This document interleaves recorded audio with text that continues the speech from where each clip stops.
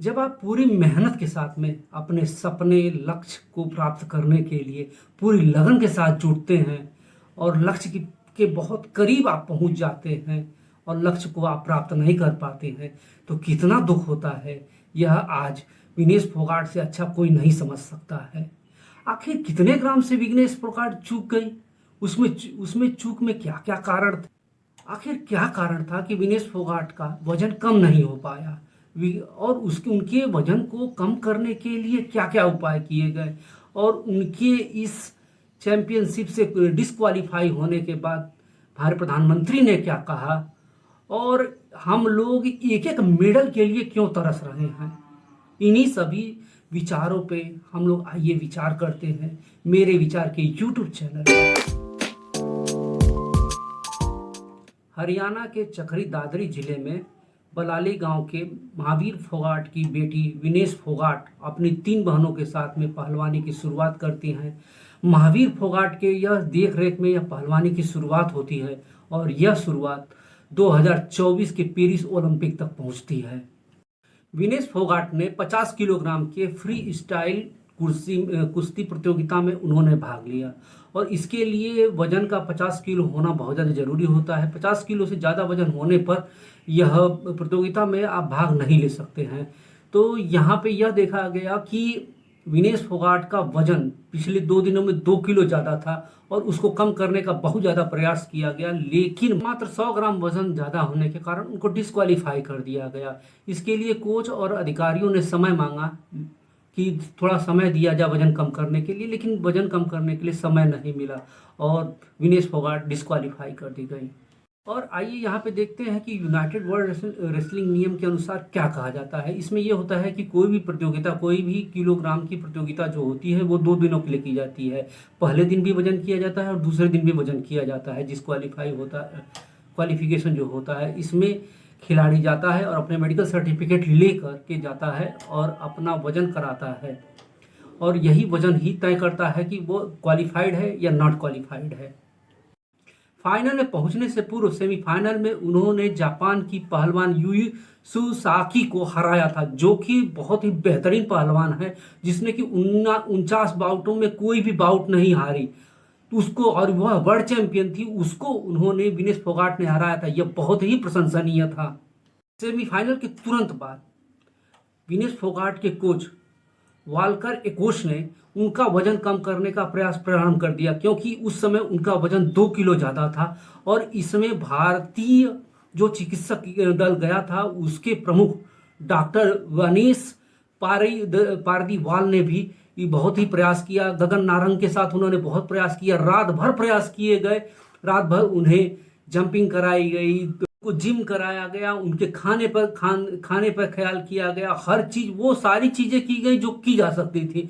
उन्होंने यहाँ तक कि उनके बाल काटे गए जिससे कि उनका वजन कम हो सके और फिर भी वजन उनका कम नहीं हो पाया और 100 ग्राम ज्यादा होने के कारण हमारी विनेश फोगाट डिस्क्वालीफाई हो गई। इससे पूर्व में भी वो 6 साल पूर्व जकार्ता में वो उनका वजन 3 किलो ज्यादा बढ़ गया था, तो उनके तत्कालीन कोच ने उस समय उनको जो कुश्ती हाल था उसका एसी बंद करवा दिया और उन्हें कंबल उड़ा के दौड़ाया, जिससे कि पसीना बहा और उनका वजन कम हो गया और जिससे वह वहां पे वह रेसलिंग कर पाई। लेकिन इस बार यह ना हो पाया और 100 ग्राम वजन अधिक होने के कारण वो डिस्क्वालीफाई हो गई। इस डिस्क्वालिफिकेशन पे प्रधानमंत्री जी का एक्स पे एक संदेश आया, विनेश तुम चैंपियन में चैंपियन हो, आप भारतीयों का गौरव हो, आप एक योद्धा हो और आपके जो सपने टूटे हैं उनका हमें बहुत ही दुख है, लेकिन हम आशा करते हैं कि आने वाले वक्त में आप और भी चुनौतियों का सामना करेंगे। प्रधानमंत्री के इन संदेशों के बाद भी 140 करोड़ लोगों की उम्मीदें आपसे बधी हुई है। आने वाले वक्त में आप और भी चैंपियन की तरह लड़ेंगी और भी प्रतियोगिताएं जीतेंगी, ऐसे सारे 140 करोड़ भारतीय आशा करते हैं। आप हिम्मत रखिए और चुनौतियों का सामना कीजिए। लेकिन यहाँ पे यह प्रश्न उठता है कि भारत एक एक मेडल के लिए क्यों तरस रहा है, एक एक मेडल के लिए इतनी फाइट क्यों करनी पड़ जा रही है।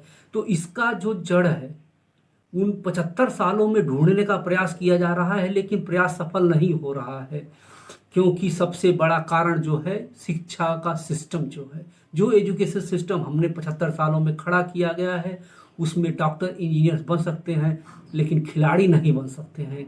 खिलाड़ियों को बनने के लिए वैसी आपको सुविधाएं देनी पड़ेगी, वैसा एक सिस्टम से एजुकेशन सिस्टम के साथ में खड़ा करना पड़ेगा जिसके कारण एक अच्छा से अच्छा खिलाड़ी पैदा हो। लेकिन इस समय का एजुकेशन सिस्टम कैसे काम कर रहा है, स्वाति मालीवाल के इस वीडियो से देखिए। कि ज्यादातर प्राइवेट स्कूल्स मुनाफाखोरी के अड्डे बन गए हैं। सर, हद तो ये हो रखी है कि इन स्कूल्स ने अपने ही जगह पे दुकानें खोल ली हैं और उन दुकानों में किताबें, कॉपी, पेंसिल, यूनिफॉर्म पेरेंट्स को हायर प्राइस पे खरीदने पे मजबूर किया जाता है। अलग अलग फंड बना दिए हैं सर, कोई डेवलपमेंट फंड बन गया है, कोई एक्टिविटी फंड बन गया है, लूट मचा रखी है। बच्चे इनके लिए एटीएम मशीन जैसे बन गए। सर मेरा माननीय मंत्री जी से सवाल है, मैं ये जानना चाहती हूँ कि क्या आपने राज्यों को आदेश दिए हैं कि इन सारे स्कूल्स के ऑडिट्स हों जिससे कि ये मुनाफाखोरी बंद हो? और दूसरी बात, ये जो स्कूल्स फोर्स करते हैं पेरेंट्स को हायर प्राइस से पे, मतलब जूते का ब्रांड भी यही डिसाइड करते हैं, ये जो हायर प्राइस पे खरीदने के लिए मजबूर करते हैं, सर इनके खिलाफ क्या क्या एक्शन हो सकता है और सरकार क्या कर रही है? सर, आपने देखा यहाँ पे खिलाड़ी भी नहीं खड़े किए जा रहे हैं, ना इंजीनियर ना डॉक्टर यहाँ पे खड़े किया जा रहा है, तो केवल एक बिजनेस खड़ा किया जा रहा है, एक बिजनेस मॉडल खड़ा किया गया है। और जो बच्चे हैं और पेरेंट्स हैं वह एक ग्राहक हैं, न कि वो देश के नागरिक हैं जो देश को आगे बढ़ाना चाहते हैं।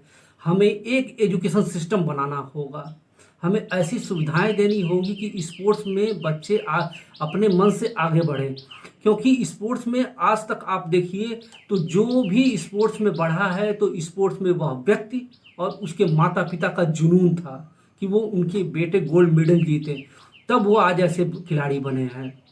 हमें अच्छे से अच्छा खिलाड़ी बनाने के लिए और भी मेहनत करनी होगी, हमें एजुकेशन सिस्टम में सुधार करना पड़ेगा, हमें कुछ ऐसे सुधार होगी, हमें एजुकेशन सिस्टम में सुधार करना पड़ेगा, हमें कुछ ऐसे सुधार करने पड़ेंगे जिससे कि और भी खिलाड़ी बने।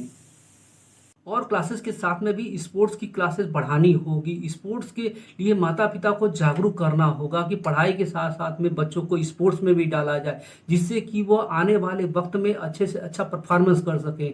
और सरकारी नौकरियों में जो कि जिसमें कि स्पोर्ट्स कोटा तो होता है, लेकिन उस स्पोर्ट्स कोटे में केवल दिया जाता है और यह नहीं दिया जाता है कि अगर आप इन नंबरों के साथ में स्पोर्ट्स के भी अगर नंबर लाते हैं, स्पोर्ट्स में भी अगर अच्छा काम करके आप आए हुए हैं तो आपका उसको वेटेज दिया जाएगा, उसका नॉमिनल वेटेज दिया जाता है, जिससे कि बहुत ही डीमोरलाइज होते हैं। पढ़ाई के साथ में लोग केवल पढ़ाई पे ध्यान देते हैं, स्पोर्ट्स पे कोई ध्यान नहीं देते हैं। तो ये पहला तो एजुकेशन सिस्टम में यह स्पोर्ट्स को लाना बहुत ही आवश्यक है। दूसरा, उस प्रकार की सुविधाएं आपको देनी होंगी, हर जिले में एक स्टेडियम होना आवश्यक रहेगा।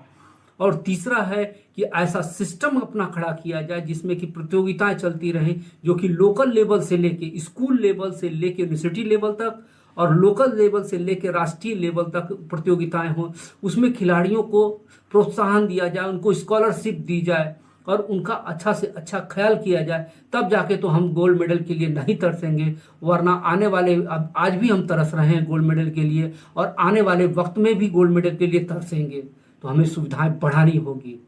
तो मित्रों, आपको मेरा विचार कैसे लगे, मेरी जानकारी कैसी लगी? अगर आपके विचार और मेरे विचार समान है तो कृपया इस YouTube चैनल को लाइक और सब्सक्राइब अवश्य करें और अपने मित्रों में शेयर अवश्य करें, जिससे कि मेरे विचारों की क्रांति और लोगों के पास भी पहुंच सके। धन्यवाद।